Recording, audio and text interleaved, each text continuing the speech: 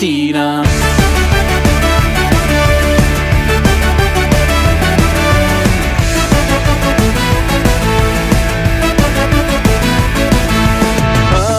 Em creuràs si et dic que el món se m'ha aturat, o em veuràs com una distracció fugaç. Has vençut la força de la gravetat i una nova llei m'atrapa al teu voltant. I de sobte mires com si tinguessis la resposta. I ara tenim els que presentaran l'acte, són dos lectors del llibre, que són en Cesc i en Marc, i ja poden venir, no? Bon dia.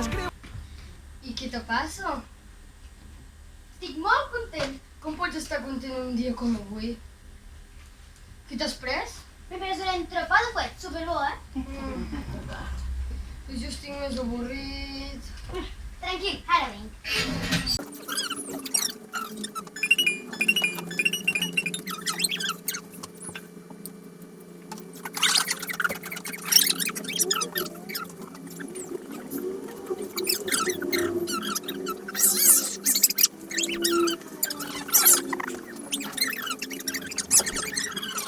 Allà va fer moltes aventures. I ens hi podríem apuntar? Clar, és gratis. Mira, anem a la llibreria Mitjós a comprar-ne dos i ens hi apuntem al cau.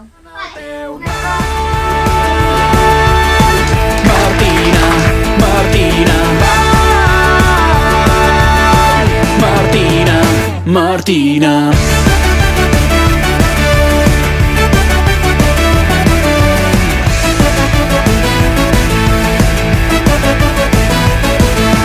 Que no s'acabi aquesta dansa. Sobre dues anècdotes, llavors jo aquí he creat l'aventura. La meva idea és d'aquí uns anys explicar una altra història protagonitzada per la Martina d'una anècdota que hi pugui haver-hi. Perquè segurament el primer... La vida de Martina. No, No va ser el primer. no. De llegir junts. Ah, vale. Te'n recordes? Sí, el mal de Cadaqués. Ah, sí.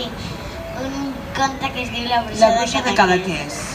Jo és que De Miquel recordo... Berga. El llegeixo cada nit. Anant cap a casa, la mare ha preguntat a la Martina com li havia anat a la sortida amb el cau. La Martina, la resposta li ha sortit del cor. Fatal, però hi vull tornar. I aquesta va ser una conversa per telèfon o que vas tenir a casa amb l'avi? No, vaig sortir de l'autocar i em va dir que Martina, com t'ha anat? I jo li vaig dir fatal, però hi vull tornar. Però per què havia anat fatal? És que a mi aquestes coses m'interessen molt. Perquè el llibre també ho explica. Que jo a la nit Vale.